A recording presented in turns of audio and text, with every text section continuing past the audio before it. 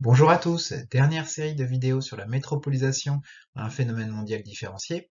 Nous allons aborder ici notre dernière partie du cours, à savoir la métropolisation et ses effets en France. Et pour commencer, je vous avais demandé de faire une étude de cas sur Paris, puisque Paris occupe en France une place bien à part, comme vous avez pu le voir.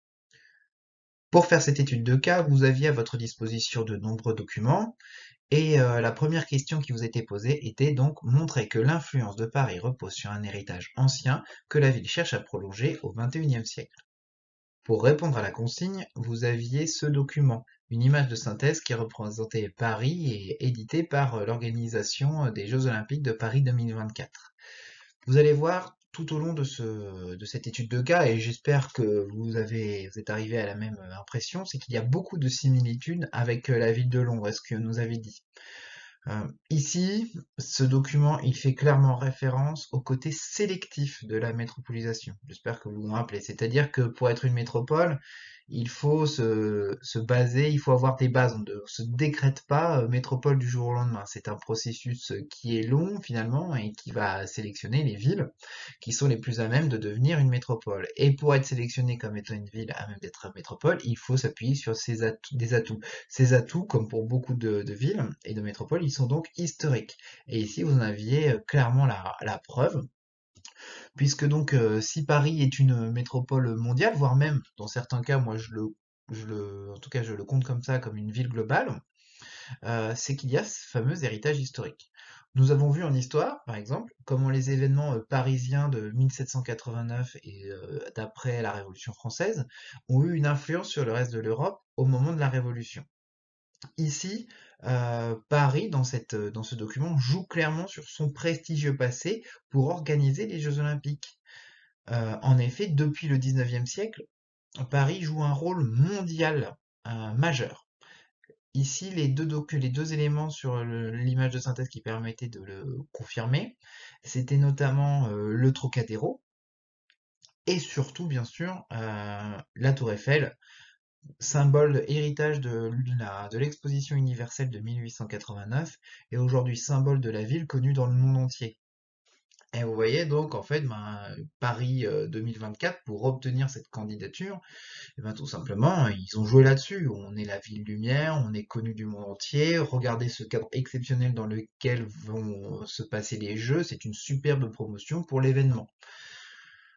Euh, Cette influence mondiale, donc ici, pour Paris maintenant, bah, justement, cherche à la prolonger à travers l'organisation des Jeux Olympiques de 2024.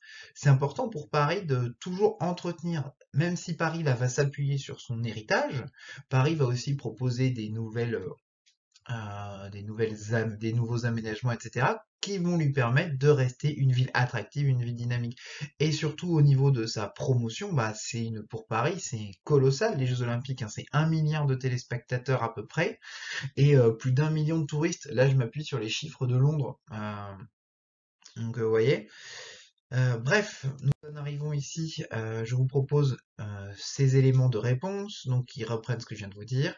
La métropolisation, c'est un processus sélectif. Paris s'appuie sur un important héritage historique.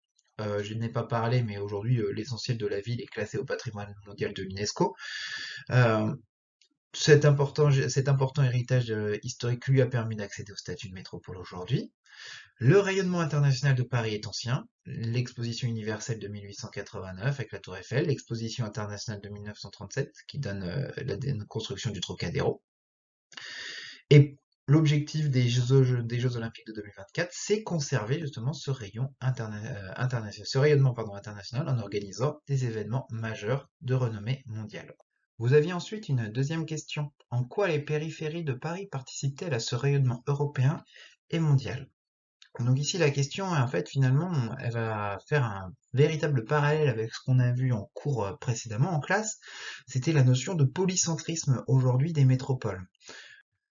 Si le centre de Paris reste aujourd'hui clairement le cœur de la métropole, là où vraiment les décisions les plus importantes se prennent, le développement de Paris a été tel que forcément ça a fini par bénéficier aux périphéries avec la création de finalement de centres de commandement de périphérie plutôt, qui abritent des fonctions de commandement.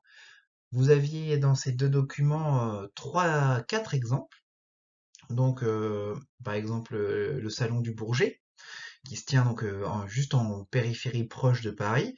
Et dans le document, on vous citait trois lieux: le pôle logistique autour de l'aéroport Roissy-Charles de Gaulle, le département de la Seine-Saint-Denis et le plateau de Saclay. Pour que vous compreniez, je vous ai mis sur une carte plus large de Paris et de l'Île-de-France ces trois centres ici donc du deuxième document. Vous voyez, à chaque fois, ces centres, vous voyez, sont en périphérie, mais toujours, si vous regardez bien, le long d'axes de communication majeurs.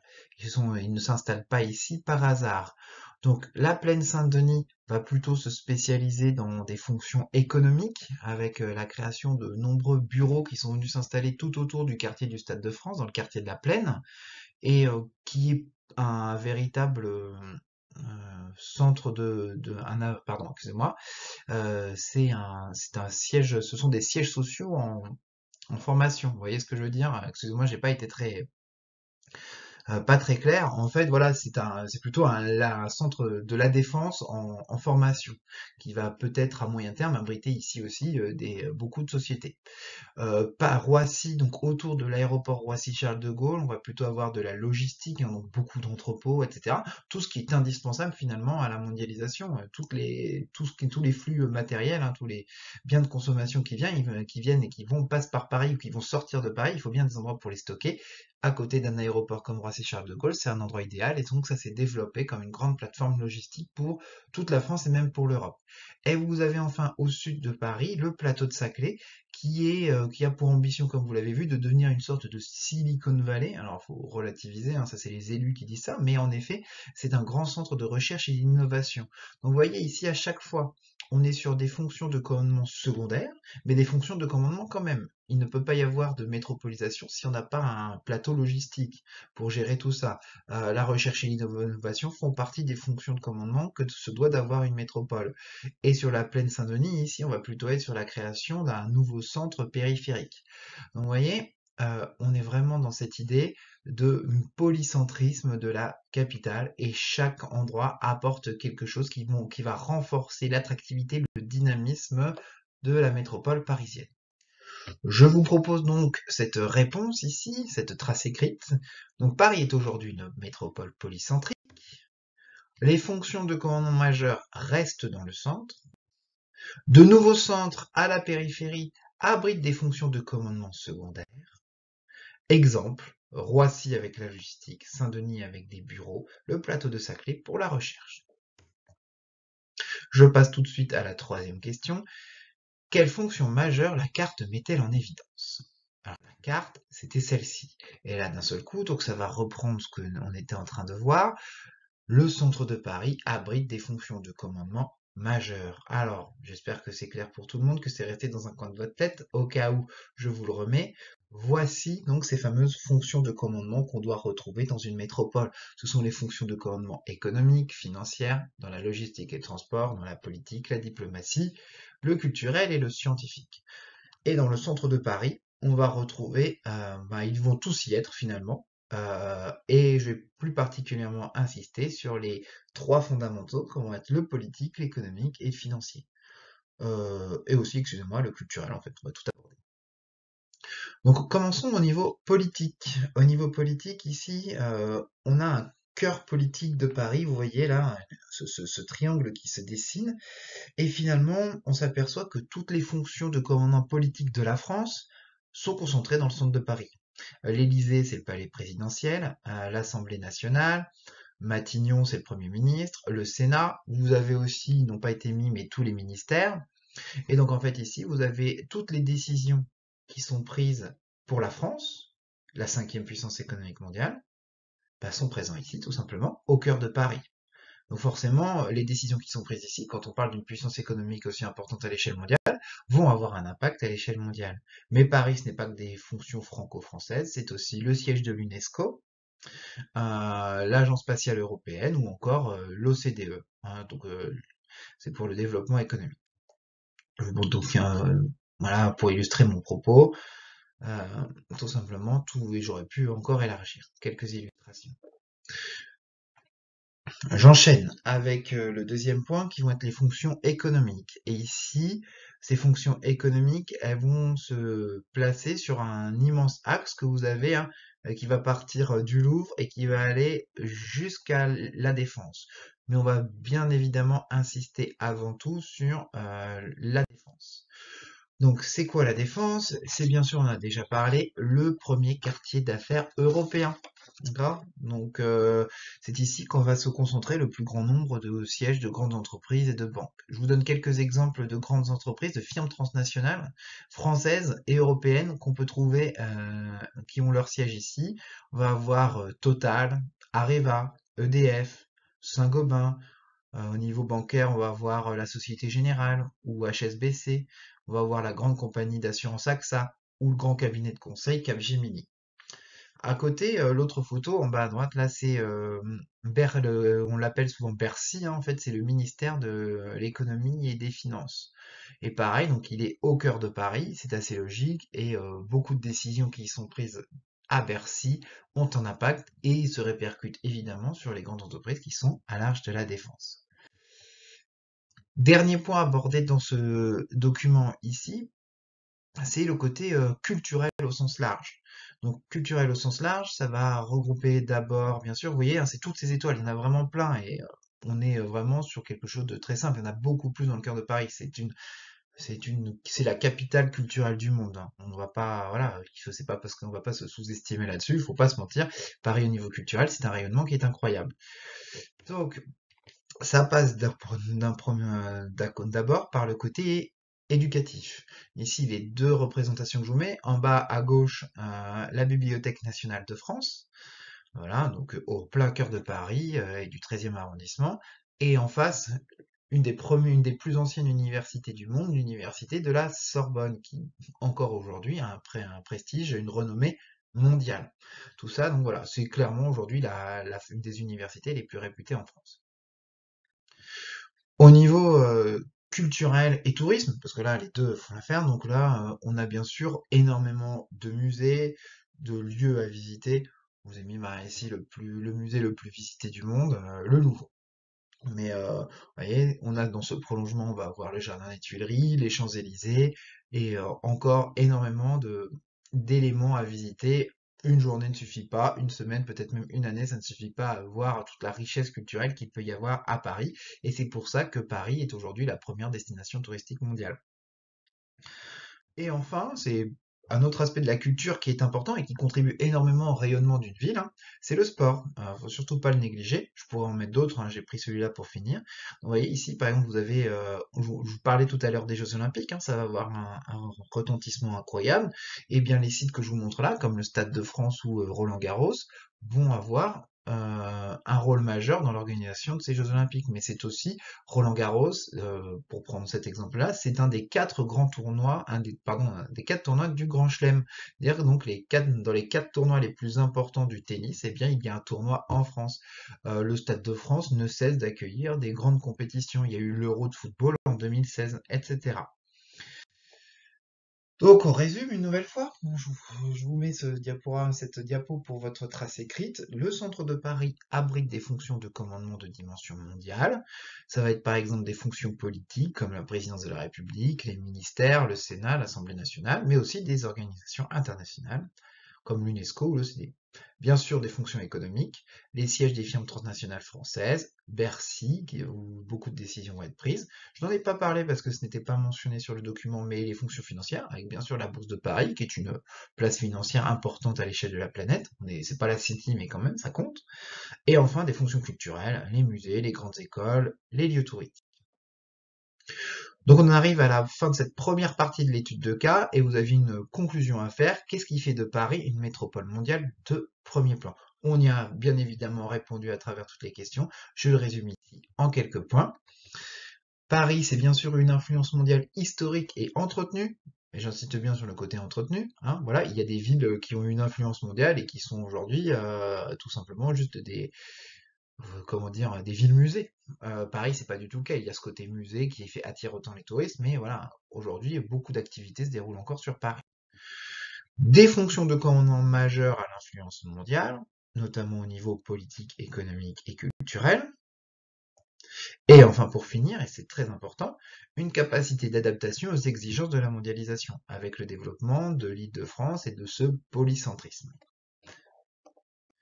On passe à la deuxième partie de l'étude de cas, qui était de voir comment fait Paris tout simplement pour rester une ville à dimension mondiale. Et pour ça, vous aviez, je vais aller très vite dessus, une première question. Donc pourquoi en novembre 2018, Paris a-t-elle pu apparaître comme la capitale du monde? Et vous aviez ici cette photo qui illustrait ça. Donc bah tout simplement, donc c'était le 11 novembre 2018, donc l'idée c'était de fêter le centenaire de la fin de la Première Guerre mondiale, et c'est à Paris que ça s'est passé. On parle d'une guerre mondiale, et c'est Paris qui a accueilli les cérémonies principales tout le monde a fêté la fin de la Première Guerre mondiale, tous les pays qui étaient concernés l'ont fêté. Mais c'est à Paris que tous les chefs d'État sont venus, que la grande cérémonie a eu lieu. Ce qui montre bien le côté, l'attractivité de Paris quand il faut organiser un événement majeur mondial avec un retentissement international. Paris est en mesure de l'organiser et le retentissement est important parce que voilà, c'est Paris, c'est l'héritage de Paris, c'est le rayonnement culturel de Paris. C'est apparu une évidence pour beaucoup de monde de venir ici. Pourtant, voilà, ça aurait pu tout à fait être en Angleterre qui a beaucoup parlé, ça aurait pu être aussi en Belgique, qui est le pays qui a payé matériellement le plus lourd tribut avec la France. Ça aurait pu être l'Allemagne. Non, non, on a décidé que ce serait en France. Et en France, on aurait pu organiser ça à Verdun, par exemple, un symbole, ou le lieu sur un lieu de bataille. Non, on a décidé que ce serait à Paris. Pas de trace écrite là-dessus, d'accord? C'est vraiment une mise en route. Question suivante, plus importante. En quoi ces projets peuvent-ils promouvoir le rayonnement mondial de Paris?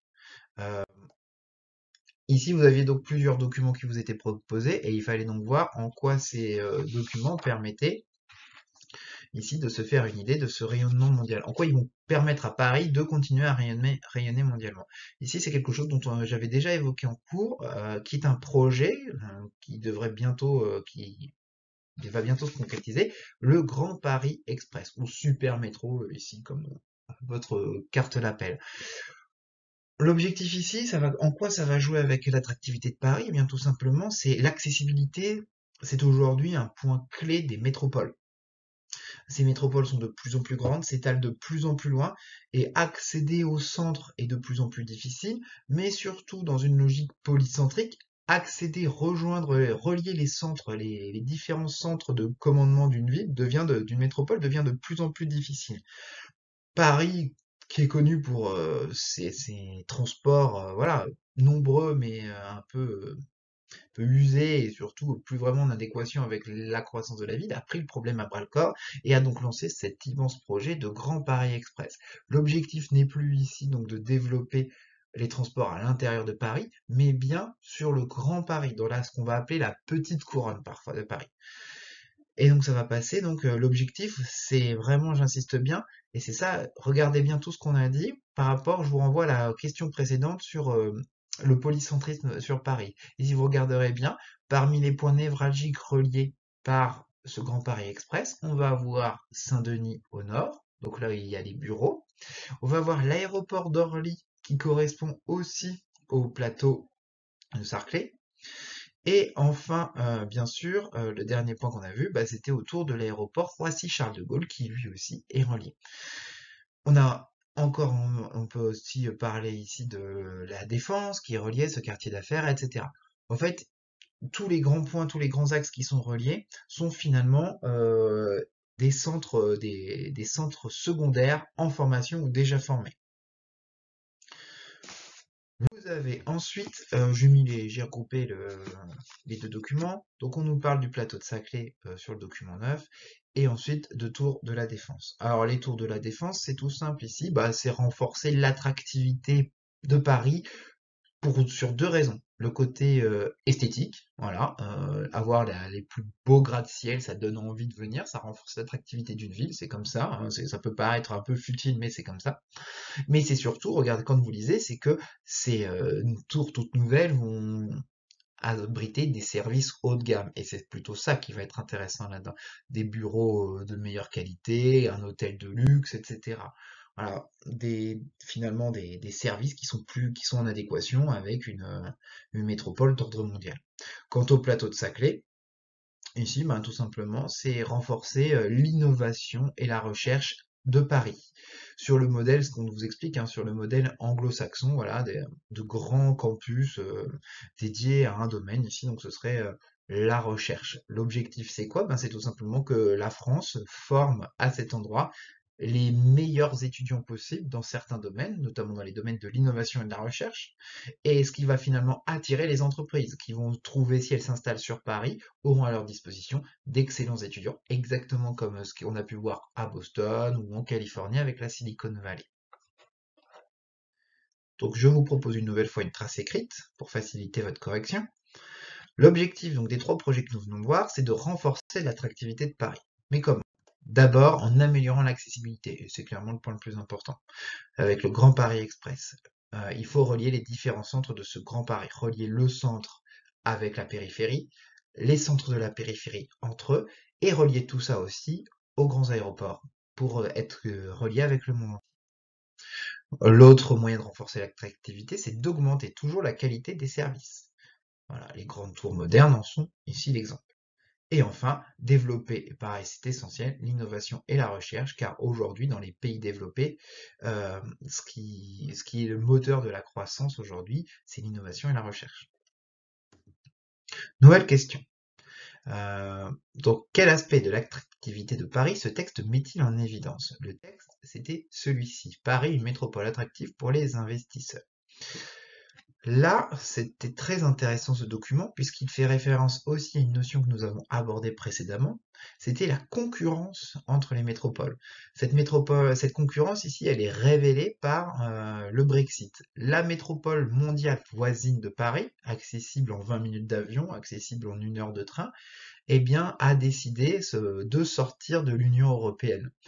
Cette onde de choc au niveau économique a entraîné des craintes de beaucoup d'investisseurs qui commencent à se dire que peut-être que ce sera plus aussi facile de faire des affaires quand on sera installé à Londres.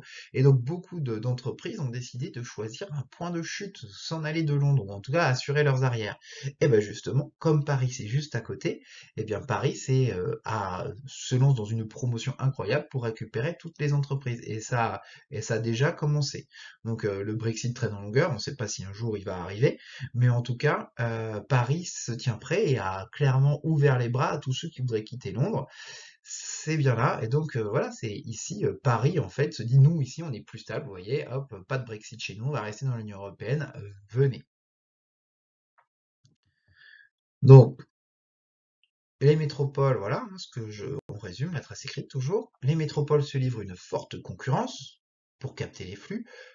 Dans l'exemple qu'on a vu ici, Paris compte profiter d'une faiblesse de Londres, le Brexit, pour capter une partie des flux qui étaient normalement destinés à la capitale britannique. Pour y parvenir, et ça c'est ce qu'on a vu dans la question précédente, Paris a lancé de grands aménagements. Le Grand Paris Express en est un exemple. Nouvelle question ici, pareil très intéressante, et qui était la dernière avant de conclure. Quelles limites et difficultés la politique de promotion internationale de Paris rencontre-t-elle? Pour ça, vous aviez donc 2 passages dans 2 documents, qui permettaient, de montrer que, bah, Paris, même si Paris fait de gros efforts pour attirer toujours plus, pour capter plus de flux, Paris doit faire face à des difficultés, hein, comme n'importe quelle métropole, hein. Londres a ses difficultés, Paris a ses difficultés, Mumbai a ses difficultés, tout ça on a pu le voir. Ici donc, quelles sont les difficultés qui étaient pointées par ces 2 documents? Le premier, c'était, la croissance économique plutôt faible, en France.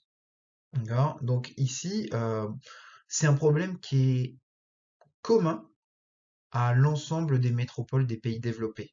Voilà, on a atteint un niveau de développement tel qu'aujourd'hui, il devient difficile d'aller chercher de la croissance, toujours plus de croissance. Ça passe par l'innovation et la recherche, mais même cette innovation et la recherche ne permet plus aujourd'hui d'atteindre des croissances à 2 chiffres, comme on a pu le voir pendant les 30 Glorieuses par exemple. Donc ça, là-dessus, pour le coup, Paris n'est pas forcément beaucoup plus pénalisé que d'autres métropoles comme Londres ou New York. Par contre, là où c'est un problème, c'est vis-à-vis des métropoles des pays émergents, où là, l'économie est en plein boom, et forcément, donc ça crée le potentiel du marché attire forcément beaucoup d'investisseurs qui voient dans ces métropoles émergentes un pari sur le moyen ou sur le long terme. L'autre aspect, toujours dans ce même document qui était évié, c'était à la toute fin, les charges et les coûts salariaux et la fiscalité. Et oui, la France, c'est la championne du monde des dépenses publiques. C'est un, c'est positif, hein, d'accord? Cette dépense publique, voilà, ça limite les inégalités en France, ça permet à ça soutient l'économie finalement. On l'a vu ici avec la crise du Covid où la France, où voilà, notre fameux Emmanuel Macron a sorti son fameux quoi qu'il en coûte. Ça veut dire que la France, voilà, va financer autant que possible le soutien aux entreprises pour maintenir un niveau économique suffisant. Mais ça, ben, en contrepartie, ça veut dire que c'est un budget qui va peser lourdement dans les finances de la France et qu'il va bien falloir trouver cet argent quelque part, et notamment dans les impôts. Donc ça pose, c'est un vrai frein. C'est-à-dire que beaucoup d'entreprises qui viennent disent non mais embaucher quelqu'un en France c'est trop cher, il y a trop d'impôts sur les entreprises, on va plutôt aller s'installer ailleurs, si possible dans un paradis fiscal. Donc depuis des années, voilà, on se retrouve en France avec des politiques de baisse des impôts pour les plus fortunés, ceux qui ont l'argent et qui pourraient venir l'investir en France. Le début de ce quinquennat en est parfaitement, et celui de François Hollande, hein, ceux que vous avez connus ici, sont particulièrement exemplaires à ce niveau-là. Suppression de l'ISF, CICE, c'est-à-dire le crédit impôt compétitivité emploi, qui bénéficie globalement à toutes les grosses entreprises qui payent moins d'impôts, et la flat tax, pareil, qui limite l'imposition sur les entreprises. De l'autre côté, sur les salariés, pour limiter les coûts salariaux, on a une vraie libéralisation du marché du travail, avec notamment, il y avait eu la très contestée, elle est toujours là en place, loi travail, notamment, ben voilà, en France, on avait le côté sacré du CDI, du contrat à durée indéterminée, qui était très protégé, très encadré. Il est de plus en plus remis en question, il est beaucoup plus facile de licencier. L'objectif de tout ça, ben, c'est de faire moins peur, se dire si j'embauche quelqu'un, bah, si j'ai envie de le virer, je peux. Le problème, voilà, alors c'est pas forcément très positif, hein, parce que ça veut dire, voilà, les baisses d'impôts sur les plus fortunés, bah, c'est de l'argent en moins pour l'école, pour les hôpitaux. Une nouvelle fois, bah, la crise du Covid a montré que l'hôpital manquait cruellement d'argent. Pareil, ça renforce le côté, la loi travail, elle a renforcé la précarité des salariés, ce qui fait que c'est plus difficile pour eux de vivre, d'investir, d'obtenir un prêt, pouvoir louer une maison, un appartement. Tout ça, c'est beaucoup plus compliqué. Donc ça entraîne une vraie précarité de la population, une baisse d'investissement dans certains domaines importants. Mais l'État a décidé que c'était le pari à faire pour faire venir les entreprises. Mais pour l'instant, vous voyez, ça reste un frein. On est toujours là à penser qu'en France, il y a trop de dépenses publiques et donc les entreprises, ça fait trop d'impôts. De l'autre côté, ici, vous avez le dernier point qui était un peu, je vais le regrouper sous l'expression de millefeuille administratif. Ici, vous voyez, on a une décision, l'État en 2008 décide de créer une Silicon Valley avec le plateau de Saclay. Mais finalement, bah, le projet, il avance mal. Il avance, c'est compliqué, il y a beaucoup d'opposition. Dire qu'en fait, finalement, en France, on n'est pas comme dans certains pays. À titre de comparaison, le plus simple, c'est la Chine. La Chine, on décide quelque chose de tout en haut. Le parti l'a décidé, hop, c'est appliqué. Il n'y a rien à dire. Ici, voilà, on décide d'implanter ça, mais vous allez avoir beaucoup d'opposition. C'est la démocratie finalement. Mais avec le millefeuille administratif, il est possible de s'opposer à tellement de niveaux. Il y a tellement de recours possibles que finalement, eh ben, les projets ralentissent. Et finalement, ce plateau de Saclay, ce Cambridge à la française, bah, même s'il a commencé à voir le jour, ça traîne encore, hein. Il est loin d'être achevé. Donc je résume, toujours pour votre trace écrite. Les difficultés de Paris, donc c'est une croissance économique faible. Donc là, le désavantage sera par rapport aux économies émergentes. Avoir une fiscalité, une politique sociale contraignante, qui peut être perçue en tout cas comme contraignante. Championne du monde de la dépense publique, fiscalité trop importante. Et la lourdeur administrative française, qui peut être source de conflits et ralentir des projets. Hein, sur le Grand Paris Express, j'aurais pu dire la même, hein, beaucoup d'élus, beaucoup de riverains s'opposent au passage de ce Grand Paris Express chez eux, et ça ralentit les travaux. On nous annonce du 2024 pour les JO, mais il y aura certainement très très peu de lignes qui seront rendues en temps et en heure. Donc pour conclure, voilà, on arrive au bout, c'est Paris était bien engagé dans la compétition des villes mondiales. On ne répond jamais par oui ou par non, ça c'est important. Et donc le côté oui, Paris a entrepris de grands investissements pour faire face à la concurrence mondiale et donc a su s'adapter aux nouvelles exigences de la mondialisation. Paris aujourd'hui est une ville attractive, c'est facile d'y accéder, vous avez de nombreux centres, etc. Bref, Paris fait les investissements nécessaires en ce moment. Mais Paris doit faire face à des obstacles qui pourront être exploités par la concurrence mondiale. Trop d'impôts à Paris, en France, partez plutôt à Londres. Euh, ouais, c'est un exemple comme ça. Pas assez de croissance, partez à Mumbai. Donc Paris doit faire a des défauts qu'elle essaye de corriger, mais c'est très difficile, mais c'est obligé dans cette politique, dans cette concurrence mondiale entre les métropoles. J'en arrive ici à une conclusion plus générale, en fait, tout simplement pour vous dire que cette étude de cas, elle va servir à une autre de base, à une autre vidéo qui va arriver très très vite sur le poids de Paris. Finalement, je vais m'appuyer sur tous ces éléments et je vais aller beaucoup plus vite en apportant d'autres connaissances, des chiffres beaucoup plus précis sur pour vous montrer que finalement Paris c'est une ville mondiale et qui c'est la seule en France et qu'elle écrase tout le reste. Donc voilà, c'est ça qu'on va développer dans ce grand A, c'est là-dessus que je vais appuyer. Donc on verra notamment aussi, on pourra parler de la gentrification à Paris, enfin bref, l'objectif ici, ça va être de se servir de cette étude de cas pour la réorganiser, reprendre les informations essentielles, vous apporter plus de connaissances, plus de chiffres pour créer cette première sous-partie sur Paris dans notre grand 3. Et vous, n'hésitez pas, d'accord, dans votre prise de notes, l'étude de cas, c'est toujours indispensable. Par exemple, si vous avez une réponse à une question problématisée, eh bien tout simplement, les exemples, allez les chercher dans l'étude de cas. Allez, je vous dis à bientôt et bon courage.